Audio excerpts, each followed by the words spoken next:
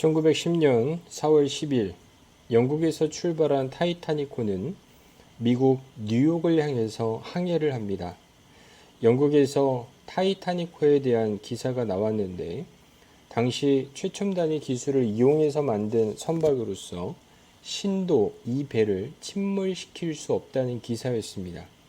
그러나 안타깝게도 4일 후 북대서양에서 미처 떠다니는 빙하를 확인하지 못하고 부딪히게 되죠. 그리고 침몰하게 되었습니다. 이 침몰로 인해서 승객과 승무원 1,500명이 목숨을 잃었다고 합니다. 후일에 공학자들에 의하면 타이타닉호의 침몰 원인을 분석했는데 그 원인 중에 하나가 불과 $2밖에 되지 않았던 불량 볼트였다는 사실이었습니다.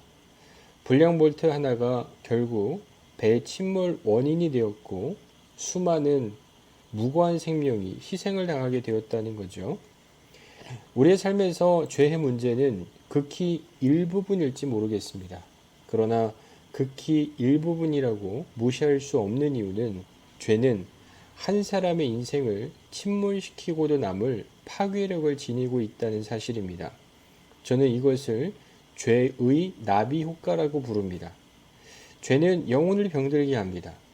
영혼이 병이 들면 마음이 병이 듭니다. 마음이 병이 들면 생각이 병이 들고요. 생각이 병이 들면 삶을 병들게 합니다. 우리가 어떻게 이 죄의 문제를 해결할 수 있을까?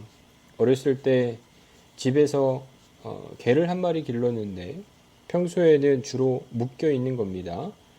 햇살 좋은 어느 날 아버지가 풀어놓으신 거예요. 여러분, 묶여있던 개가 풀렸을 때 그 해방감이 어땠을까요? 표현은 그런데요. 개난리가 났습니다. 동네를 뛰어다니고 그 해방감을 만끽하고 있을 때 밖에서 놀다 돌아온 저와 눈이 마주친 겁니다. 개가 저를 보고서 얼마나 반가웠겠어요. 저를 향해서 막 달려오는데 저는 그것을 위협으로 느꼈습니다. 개를 피해서 막 도망쳐 다니는 거예요.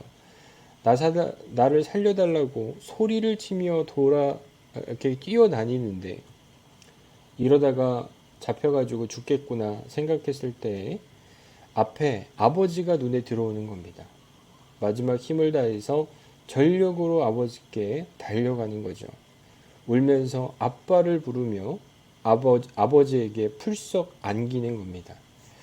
주인집 아들내미를 겁준 그 개는 다시 목줄 신세가 되었다는 거죠. 우리가 스스로 죄로부터 벗어날 수 있을까? 죄는요, 집요합니다.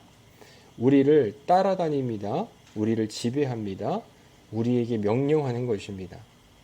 그렇게 죄의 포로가 되어서 죄의 명령을 듣게 되는 것이지요.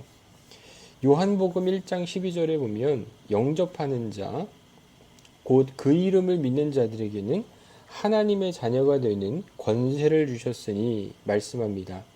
무슨 말일까요? 내게로 오라는 거예요. 내게로 오면 내가 너에게 하나님의 자녀가 되는 권세, 구원을 주겠다고 약속하시는 겁니다. 백화점을 운영하는 어느 CEO가 있었다고 해요. 이분이 어느 날 고아원의 아이들을 백화점으로 초청했습니다. 그리고 아이들에게 말합니다. 내가 1시간 시간을 줄 거야. 너희가 갖고 싶은 것을 다 가지고 오라고 말하는 겁니다. 아이들은요, 눈이 뒤집히는 겁니다. 막 뛰어다니기 시작하는 거예요.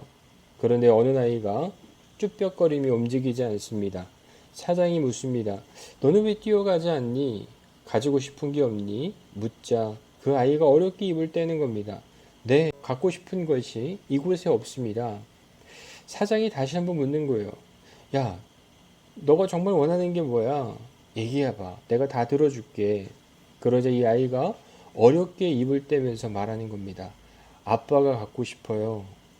후일에 사장은 이 아이를 입양해서 백화점의 후계자가 되었다는 이야기예요. 죄 가운데 끌려다니던 우리의 인생이 예수님을 만나는 순간 우리는 새로운 신분으로 영적 상승을 경험하게 되는 것입니다. 더 이상 불안해하지 않아도 됩니다. 더 이상 우울함의 노예로 살지 않아도 됩니다.